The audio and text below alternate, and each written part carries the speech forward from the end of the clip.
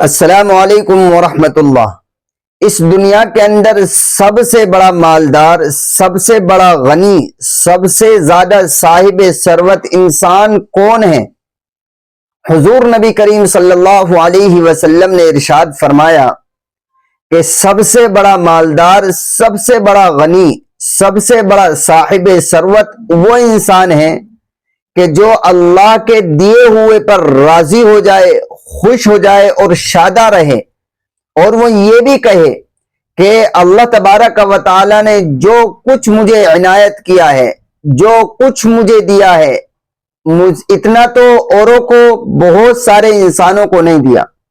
یعنی مجھے جو ملا ہے اگر میں دیکھوں اپنے آس پاس میں اور بہت سارے انسانوں کو اتنا بھی نہیں ملا، تو اللہ کے نبی صلی اللہ علیہ وسلم فرماتے ہیں کہ یہی انسان سب سے زیادہ غنی، سب سے بڑا مالدار اور سب سے زیادہ صاحب ثروت ہے۔ اور حقیقت یہی ہے کہ جس انسان کے دل میں غنا آ جائے، جس انسان کے دل کے اندر دنیا سے